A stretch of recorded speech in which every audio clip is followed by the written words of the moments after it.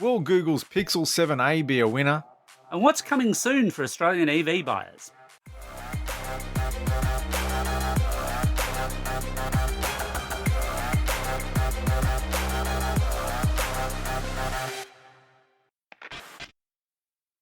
Hi there.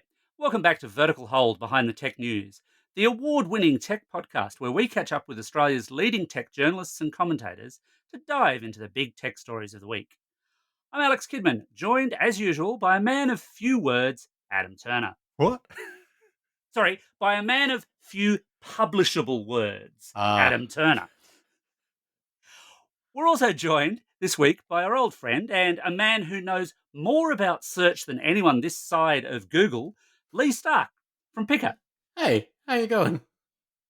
We're doing well, Leigh. We're doing well. Now, Leigh is here to talk pixels with us. And no, not that god-awful Adam Sandler movie. Forget that ever happened. But instead, the upcoming Pixel 7a and maybe the Pixel Fold, which have, it seems, had most of their secrets uncovered more than a month out from their possible launch. But look, it's not just the Pixel 7a and Pixel Fold that are in the news this week. So let's take a quick dive into some of this week's bigger news stories.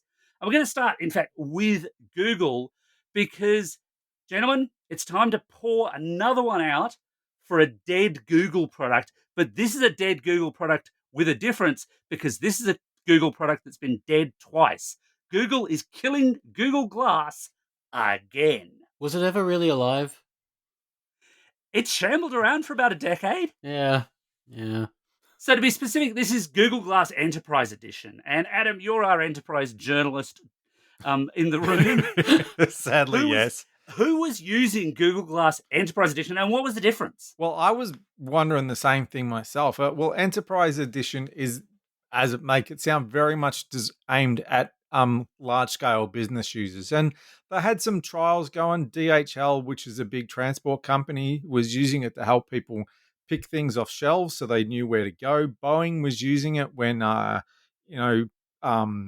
engineers were installing electrical wiring in aircraft so they knew exactly where to put it. So they kind of understood how you could actually use this in a business aspect. But for some reason, it's still not enough for Google. I don't know whether people decided they wanted to use something else or Google just did their famous, well, look, squirrel, and just lost interest. Leigh, I remember when the first, consumer-grade Google Glass launched, and it had this huge kind of moral panic thing of, oh my God, people walking around with cameras, they'll take photos of me, which just, it seems bizarre now, doesn't it? Quaint. It just doesn't seem like it's that big of a deal, especially given we all walk around with cameras anyway, and we're all taking pictures, taking videos. It's kind of, it was a moral outrage over something that just kind of happened. Google Glass was always a weird one to me. I loved the idea, but I still couldn't find the use case. I've still not worked out what you would use it for. And I think that enterprise focus that Adam's talking about was really all that kept it alive. Yeah. Businesses do it. It's kind of the same problem for me as HoloLens. I love the idea of a HoloLens. I tried HoloLens and went, this is really cool because someone showed me a use case scenario for it. But sticking a computer on my head is actually nowhere near as convenient as using one in front of me. And I think Google Glass has that same problem. Yeah, I know what you mean on the camera front. It's funny, I've been doing a bunch of YouTube videos just walking around Sydney. And when I first started doing that, I thought, oh, God, are people going to really look at me odd because I'm kind of filming effectively? That's normal these days. Yeah. And absolutely, nobody bats an eyelid. Absolutely nobody bats an eyelid for a single split second. I think if you don't have a phone in the camera, someone would bat an eyelid. You would be weird if you didn't have a phone. I was in New Zealand a couple of weeks ago, and my wife and I did a hike of a few hours long. And there was a guy walking along who had a pole strapped to his back that was maybe 10 foot high with a camera on the top. Now, I don't know if he was one of the Google Earth walkers or just an own guy do anything, but nobody really paid any attention to it. It was only me being a nerd going, I know what that guy's doing. So, yeah, I think people just don't notice anymore. Well, Adam, I think it might relate to our next story because that pole would actually get him closer to the moon. And Leigh, my.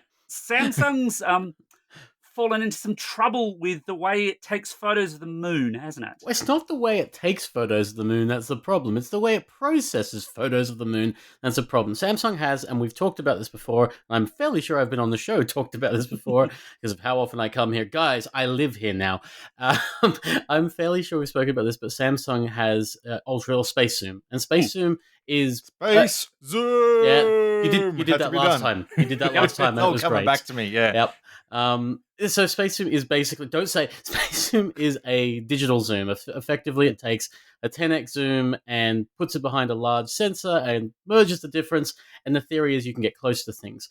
The weird thing is it doesn't clean up every image beautifully well. Sometimes it will over sharpen an image. Sometimes it makes an image look super soft. But for the moon pictures, if you take a picture of the moon, and this is one of Samsung's chief advertising comments, is that or chief advertising claims, is that you take a picture of the moon, it will render beautifully every time.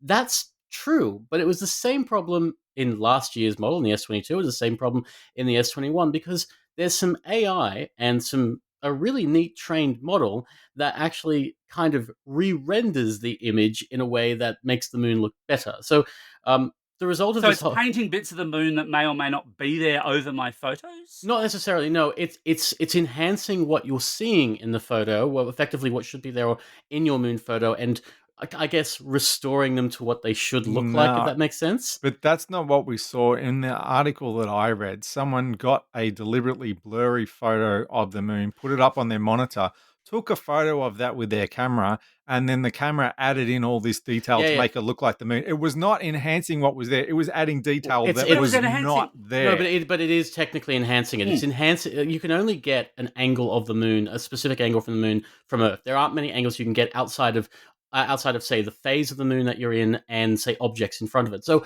I tried a similar approach to this last year before this story blew up. And if you want, you can check out my S22 review. It's S22 Ultra review. It's in there where I didn't believe the claims either. I thought it was silly. And the view I had at the time had a tree branch in front of the moon. And the weird thing about it is, in that shot, you can see that some details are enhanced, but in other bits, it's clearly failing. Like it's got little pixelation and some dots. Effectively, what the model does is it over enhances. So it's not dramatically different from, say, over sharpening an image. They are adding extra details. But what you're talking about, and the way this story blew up, is someone from Reddit took an intentionally bad soft picture of the moon, basically, stuck it on their screen, got their Galaxy S23 Ultra, got far enough away from it, then zoomed in because it only triggers when you're in ultra zoom mode, and then took that picture of what is basically a dodgy moon, and then had it in upscaled, or not upscaled, but improved. The software improved it.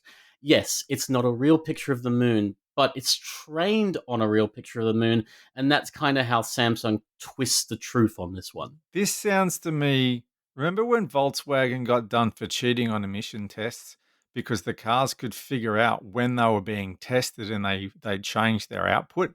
Now, taking photos of the moon is kind of the torture test, the known universal torture test for a Zoom phone. So if you wanted to make your phone looks good, you could just tell it, look, you Oh, know that yeah. you're taking a photo of the moon. We know what the moon looks like. Here, let's make it look better to make our Zoom look better than it actually Can is. I You're not wrong.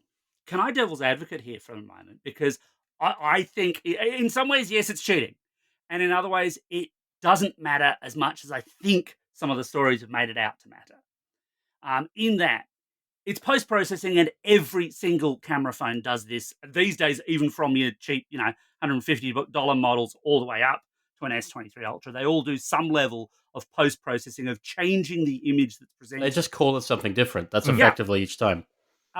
And as such, what it's delivering to the vast majority of people who are going to do this is just a better picture, which is what they want at the end of the day anyway. What I don't know about this, and I haven't tested, unfortunately, I don't have an S23 Ultra, although if anyone at Samsung is listening, send me one, is whether or not it does it in pro modes, whether or not it'll do that to a raw image, what you end up with there. It won't? It won't. It's and in a raw mode, if I recall, again, this has been a bit of time. In a raw mode, you can't trigger the zoom anyway to to export to RAW because it's a JPEG function. You're blowing up the pixels. It's not actually RAW from the sensor. You can't, for instance, take the 200 megapixel from the S23 Ultra and capture the moon. You can capture a giant photo of your scene. Big Have poster. the moon in the as a dot, but you can't zoom in and get that 200 megapixels. So no, it kind of produces a 12 megapixel fake version. I actually don't disagree with you, Adam. I think it's a manipulation. The problem is, as Alex says, a lot of people won't care if you are trying to get a picture of the moon and you've got it roughly right within a degree of it being nice looking. That's better than what you're going to get on almost every other phone out there. So while I don't agree with the tactic, and we've seen other companies pull this stuff off before, Huawei has tried this with shooting images. It had zoom at one point, but it was also using fake images from SLRs in some of its advertising. We've seen every company try something like this before. I don't agree with it, but I understand why it happens. Well, moving right along in the news cycle, gentlemen, do we need a new web browser? And if we're getting one, do we want it from Amazon? No. Ooh, Can I just say no? Now, I was going to jump in at the start of this and say, who would trust a browser from Amazon? And then I remembered that I use Google Chrome, so I thought maybe I should just shut up. Well, there is that. There is that. I use Safari, but to record this show, I use Chrome because I don't have a choice. I actually thought there was an interesting aspect to this here because there's a big, and this is me putting my corporate writing hat on again, there's a big thing going on at the moment about them phasing out third-party cookies, which are used in browsers. And so you can look at those cookies to see what someone's been doing, and they don't want you doing that anymore. And a lot of the strategy they're saying to businesses is rather than relying on third-party cookies, you need to start using what they call first-party data. So data that you have collected yourself within direct communication with your customers rather than going third-party. Now, if you're Amazon and you're relying on third-party cookies when people use the Google browser, well, that's going to be a problem. But if you come up with your own browser and get your customers to use it, suddenly what they're doing is cha-ching, first-party data. It's just a theory, but it's a very interesting timing that they'd be talking about it now. Are you accusing Amazon of potentially cutthroat business tactics? Because that, never. That sounds exactly like them, basically. Yeah, I'm kind of curious then. What smart speaker do you use in your home, Adam? Not the Amazon ones. Okay.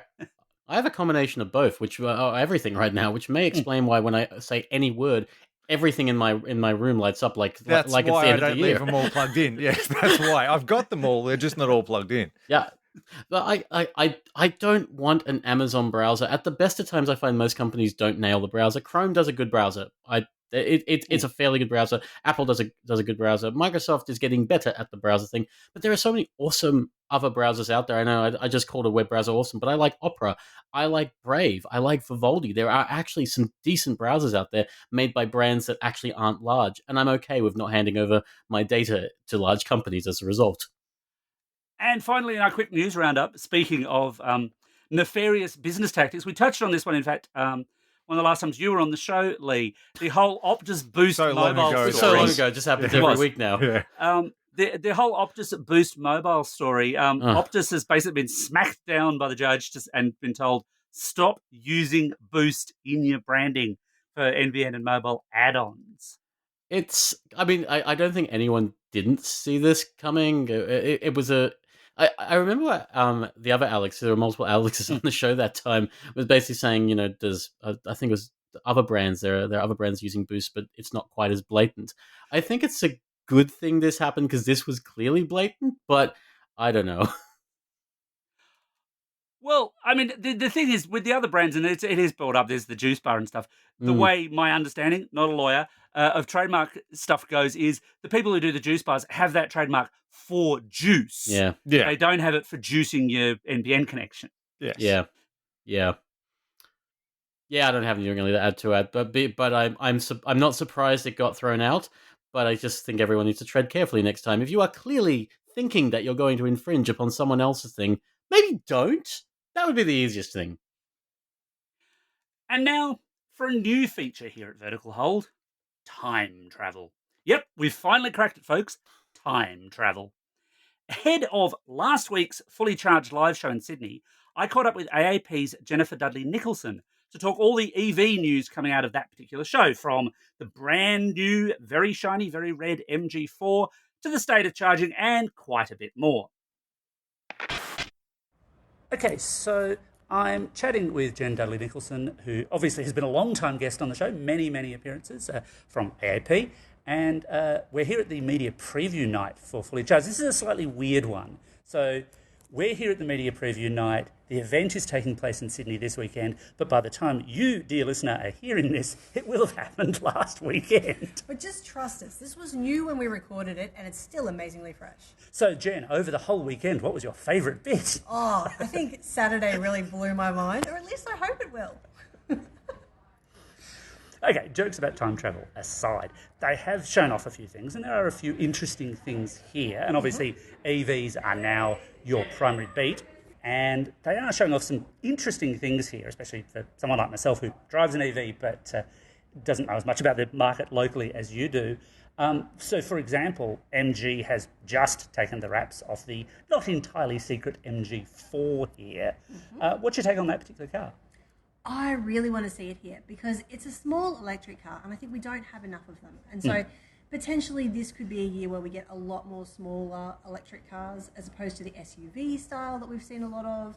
Obviously, SUV is very popular in Australia, but I swear there is a market out there for small cars and hatchbacks, and not just talking about myself, although definitely including me. I really want to see how they go in Australia. I think that they could potentially be cheaper, which is going to help a lot of people out. But also, like, small and powerful, I think is really quite nice in a car. You don't necessarily have to have a monster. I did think it was interesting, though, they haven't named a price at the event, which is a bit disappointing, and maybe I tried to trap them and it didn't work out, and I still don't have that information. Maybe they'll do that over the weekend, I suppose, for you future listeners. That would be nice. I don't think they're going to. I got the idea that the steel trap was absolutely shut on that one, but I'm happy to be surprised by it. And maybe I will be surprised by the time I hear myself back.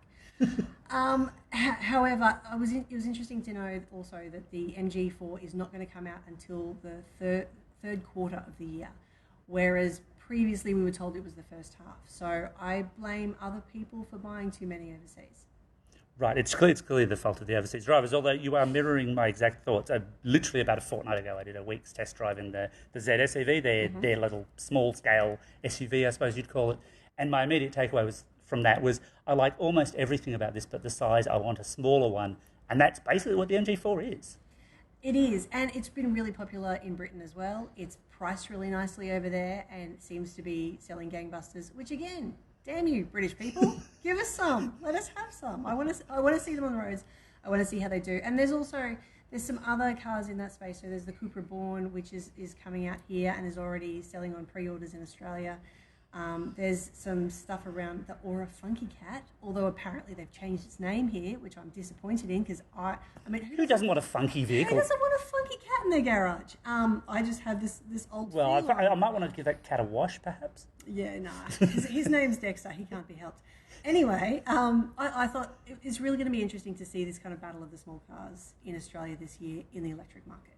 Especially, as you say, with that kind of price point in mind.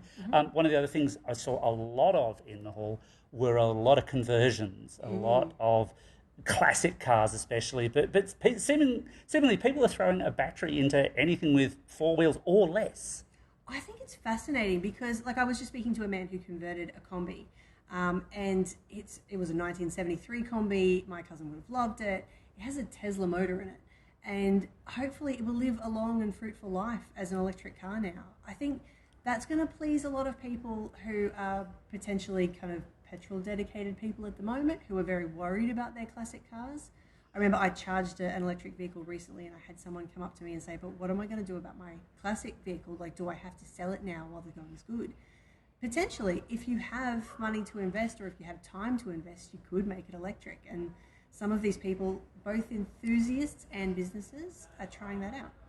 I'm just thinking about how much fun it's going to be to pull up in that Kombi, which everyone is going to expect to make a noise like a shotgun going off, when you grind the gears or whatever, and it just glides along. So smooth. And you know what, like my grandparents had VW Beetles, like the classic ones with the engine in the back. So if you sat in the back seat near the engine, everything rattled. Like they really had to worry about false teeth at that point because they would have come out, I swear. They would have, like your regular teeth would have come out sometimes, I think. They're pretty brutal. To put like a Tesla engine or whatever sort of electric engine in one of these vehicles, I would be fascinated to drive it. And that's another thing they're doing at the show, it's worth pointing out too. They've got like a big kind of test drive area here that's run by the Electric Vehicle Council, because I think getting people into electric vehicles to try them for the first time is a big part of their marketing pitch, and just kind of getting people's heads around what they're talking about as opposed to those vehicles that are going to rule the weekend. Well, the head of the Electric Vehicle Council, whose name eludes me in this exact Leigh second, Jafari. thank you, was making the comment on stage that he feels like we're not actually at an inflection point in terms of electric vehicle uptake. The biggest problem seems just to be getting them into the country. There seems to be so many more people who are keen on them than actual vehicles that can be supplied. Yeah, it's a little bit of a sad situation. And look, part of that is due to government policy, because we still haven't seen a fuel efficiency standard which says, okay, car maker, you have to bring in a certain number of zero emission vehicles as opposed to petrol and carbon emitting vehicles. We haven't seen that in Australia. They've got one in New Zealand, and so the rate in New Zealand is going up. In Australia, people are keen. My next door neighbour, for example, shout out to him, is really keen to get one but has to wait because the stock is really pushing out. People have to wait for them, and even the tax changes they made around fringe benefits tax, it's increasing demand, but it's doing nothing for supply. We don't make vehicles in this country, so we're kind of beholden to, different companies outside the country and when they want to bring them to us. So for a whole range of reasons, we're a little bit slow on the uptake. So you mentioned the test drive thing of this, and it feels to me, and again, we're recording this before the show happens, but it feels to me that this is the kind of thing, like a lot of these trade and exhibition shows, where you get the die-hard enthusiasts, the people who already own an EV, the ones who are really keen on them. How important, though, do you think the visibility of a show like this is in terms of that EV adoption story locally? Yeah, huge. I think that there's a whole lot of people who are curious about electric vehicles. And I was talking to the CEO, Dan, who kind of set this whole thing up earlier, and he was saying that there's a whole different range. So there's the really like the pioneers, there's the early adopters, which we've had in Australia. We're sort of creeping into he called it early mainstream. So that's when people like my next door neighbour and other people will see like a Tesla or a Hyundai or something that's an electric vehicle out on the streets near them, and they'll be curious about it. And that's when, if you get them into one to test drive it, potentially you can convert them. However, there's still a lot of people out there who are very dubious about it. I don't know what happens when you charge your electric vehicle, but I have a bunch of men come up to me and say that it's not going to tow anything. And I have to explain I don't want to tow anything, but that's a different story. So I think there's still a lot of people out there who are a little bit dubious about it and won't show up to the show. But at the same time, the fact that there is a big electric vehicle show happening in Sydney could provide them with a bit of a question mark around maybe they shouldn't be so dubious that it's going to disappear. I do know what you mean. The guy who lives over the road from me is a motor mechanic, and he loves his muscle cars, and every time I drive past him just in my little Leaf, he kind of glares at me. He seems so angry. How would you be angry with a Leaf, honestly? They're gorgeous. They're lovely little cars. And they're very quiet. They are. I love my Leaf. I love my Leaf. So obviously EVs have, you mentioned the whole it won't tow thing, which feels very political, because it was very political, an election and a half ago, as it were. But it's one that I think a lot of people have not forgotten. Where are we sitting politically with this, though? Are we pushing forward with EV policy in the same way? Yeah, we've been given a lot of promises. We've heard a lot of murmurs about standards and strategies and national papers and positions. We haven't seen the details of those yet. The National Electric Vehicle Strategy policy, we sort of saw submissions for that close in October last year. So people have been patiently waiting since then, and there were a lot of submissions, more than 500 submissions to this thing. People are really keen to see changes made to the way that Australia tackles electric vehicles. We did hear rumours that they were going to bring it out this week, and it would have been really nice timing right before an electric vehicle show, but that didn't happen because, Prime Minister's got to pop off to India, that sort of thing. Important things on the agenda. Potentially we will see it before May, and I would bet that we'd see it sooner rather than later. And that could include things around potentially incentives at a national scale, which so far we've only seen state-based. It could include things around actually incentives for car makers to bring the electric vehicles to the country, which is going to be really the most important thing. And also potentially standards around safety and those sorts of things, and how to put out an electric vehicle fire if you need to. So there's lots of different parts of that we really need to see, and we haven't had it yet. However, all of the indications are that we are going to see that. And so potentially in a year's time, we could be talking about a very different market. Because if we can get more cars here, the demand is definitely here. And if we can get more incentives, then obviously more sales will happen. And all of a sudden, the game that I play with my son, where I pay him 20 cents for every Tesla that he sees, I could be very poor. That doesn't sound like that wise a game. I've got to be honest with you. For him it is. I'm sure he's raking it in. Actually, the other side of this puzzle, and the other thing that I think people do get hung up on, is the whole thing of charger availability. And there's a bunch of the charger producing companies and the networks here as well. I mean, where are we sitting with that? It's still tricky. And it is one of those chicken and the egg things. It reminds me so much of when 3D televisions came out and people were saying, well, why would I buy a 3D TV? There's no content. And people were saying, well, why would I convert this to 3D? Because there's no televisions. And so there is that fight. I think that a lot of the big EV networks are really ramping up their game, but it takes time. It can take up to 18 months to get an electric vehicle charger actually working, because you've got to get power to it.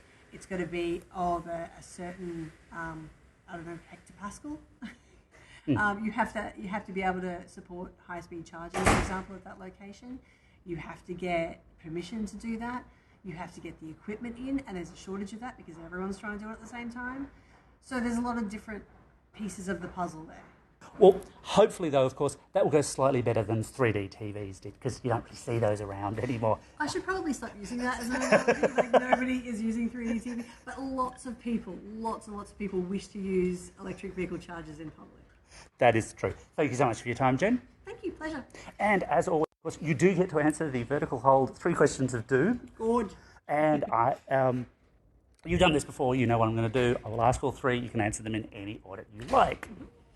Where can people find your work online? Where can they find you on whatever social media still exists by the time this episode goes out? And our current contentious question has been around advice. So as an EV journalist, what piece of advice would you give the average everyday Aussie consumer? Oh, that's an interesting one. Okay, so first of all, you can find me, if Twitter still exists, I'm at Jen Dudley, and I'm probably there. If it's down, I'm probably still there, but I'm just refreshing madly. You can find a lot of my work on aapnews.com.au, but also all around the place, because it gets You get syndicated everywhere. It's true. Pump my name into Google. It's a fun time. I do it sometimes.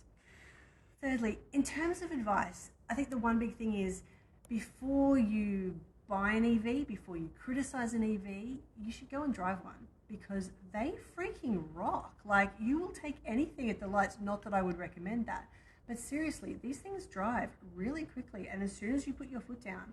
So I would recommend test driving one. That's my big tip. Look, I can 100% concur with that. In my tiny little Leaf, the number of literal muscle car things that have pulled up beside me, revved the engine in that terrible kind of Back to the Future Let's Drag Race style, and then it's like, zip! Oh yeah, you're behind me now. How did that happen? It's. I'm not a hoon, but it is somewhat satisfying. There's a Schadenfreude thing there going on for sure. That would warm the cockles of my heart. I do like that. I'm glad to have warmed the cockles of your heart. Thank you so much for your time, Jen. So we're getting ever closer to Google I/O, and one of the big expected reveals there, maybe just a reveal, not a launch, is the Pixel 7a, Google's new budget phone, or purported new budget phone, I suppose. It's not official until Sundar Pichai is holding one in his hand and smiling at us.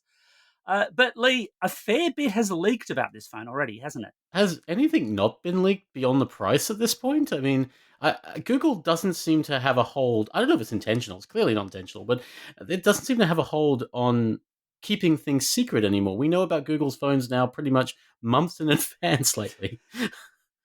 I think it comes from not, because sometimes I know vendors deliberately leak this stuff, but when you read about some of these kind of leaks, often it comes from somewhere along the retail chain. Oh, there it is, supply chain, I got it in there. But it'll be like one of the tech retailers or one of the distributors or something like that. And things like that. Yeah. it's they have to have a lead up.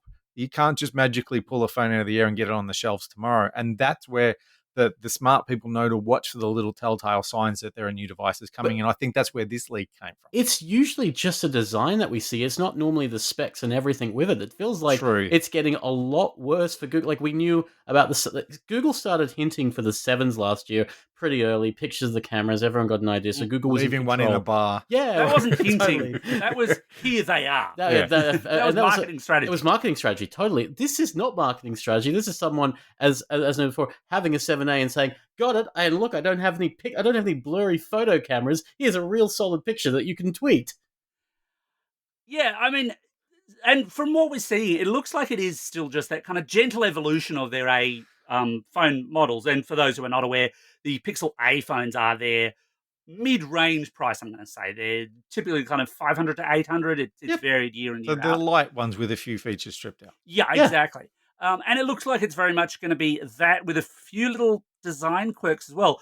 The one question, I suppose, that hasn't been answered is whether or not we're going to see it at all. Because while we did get the 6A, the 5A was MIA. Yeah, that's completely true. And the 5A did look kind of like it would just be a slightly softer and less expensive version, I guess, of the was it the 5 at that time? It's been so many years, I can't even remember.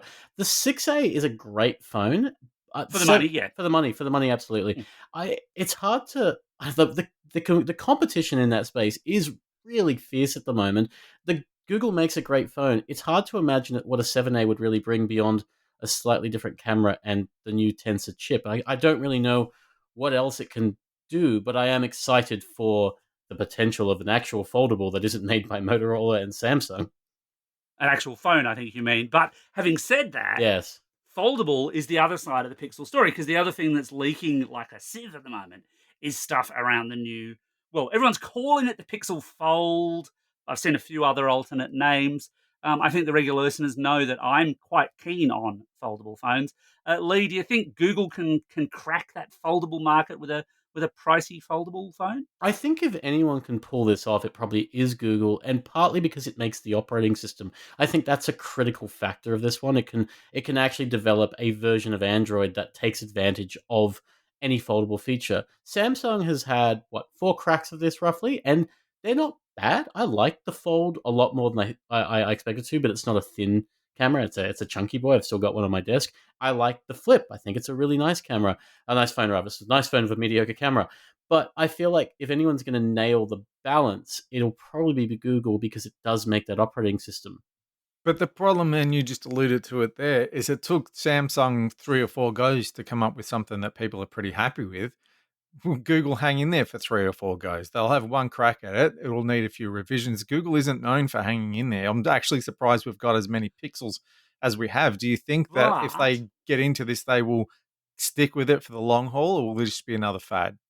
Well, I was going to say, the thing is, you're not wrong, Adam, in a sense. Obviously, it's their first foldable phone, except that it sort of isn't. Because we know they've worked with Samsung on their foldables. They've worked with them in terms of software support for those foldable phones, such that the Galaxy Fold had certain Android features ahead of anyone else because Google gave it to them. So Google certainly will have learned a fair bit from all of that. And I mean, looking at what's leaked, it looks like they're actually fixing a reasonable number of the problems. Obviously, we won't know till people have them and are breaking them, but they might get it right. Who makes the Google hardware these days? Because I know it sort of jumped between vendors in the past. They were made by HTC and others. Is Google sort of making themselves these It's days? Google largely themselves, as far as I understand it, because also the chip is theirs as well. And their chip is based off of similar tech to what's in their search servers. I think the other reason why this could actually work, it could work first go. I mean, we've seen companies try the foldable thing, and this time Microsoft has a foldable, and nobody cares about it because, from what I understand about it, it's garbage. So it's from Microsoft. It was not a particularly enjoyable phone to use. Yeah, no, I'm not shocked by that. But Google's been working on this. We've heard rumors about the Fold now for about 2 years, and whether or not COVID cancelled it, it's possible it did. If they have been working on it for 2 years, that's a long time to get the first generation right. It is, and I suppose we will have to wait and see. And anyone buying one is taking that punt, as Adam said, on whether or not it'll be one and done, and then they go, no, we never released a Pixel Fold or a Put it in the Stadia cupboard with or Google Glass. or anything else. that we've This ever is like a released. Nest Audio for me. That thing's Yeah. almost 3 years old and it hasn't had an update yet. Indeed. At least they know Dan Tyson will buy one, stick it on the shelf. You'll buy 3 in each colour. Well, that static sound can only mean that it's time to wrap up yet another episode of Vertical Hold. Thanks to Leigh for once again joining us in the Vertical Hold studios. Do I just live here now? We'll get Look, you a we key haven't cut. started charging you rent, but look, expect a bill in the mail real soon. Okay. But while you wait for that bill, it's now time, as it usually is, for the Vertical Hold 3 questions of doom. As you are well aware, Mr. Stark, I'm going to ask you all 3 questions at once, and then you can answer them in any order you like, although everyone always answers them in the order I ask them for some reason. Where can people find your work online? Where can they find you on social media? And as we are continuing on our tips and tricks and advice kick, what's one mobile phone, preferably Android, because I guess that's what we've talked about this week. What's one mobile phone specific tip or trick or piece of advice that you wish more everyday consumers knew? Anything at all? Okay, I'm going to answer it slightly out of order. I'm going to answer where people can find me on social media. That's Twitter at Lilo. You can find me at Pickr at pickr.com.au. And tip, I wish more people understood how to hold the phone properly. You don't actually have to turn it on speakerphone to talk to people. You can actually hold the phone to your ear and communicate to people using the standard receiver. But then how do you annoy the people around you? Exactly. How Well, else are people on the train meant to know how important your cats are? I have a Spotify list for every version of Never Gonna Give You Up, so every version of a Rickroll ever, and I can just turn it up loud and play the Dracula version and the Spanish version. There's just so many versions. That's how you annoy people properly. That's quality annoying. Also, you also tell the host of this show that Enterprise is the best science fiction show ever created, but then you remind them that Picard's airing right now, and clearly I've got to go and watch that. Can't hear you. Breaking up. I think you're going through the tunnel. And while Leigh exits out through that tunnel, you can catch us online at Vertical Hold AU on Twitter, at the Vertical Hold Facebook page, or on the web at verticalhold.com.au. Thanks, everyone, for dropping by. Don't forget to tell your friends about us, leave us a review, and help us spread the good word in 2023.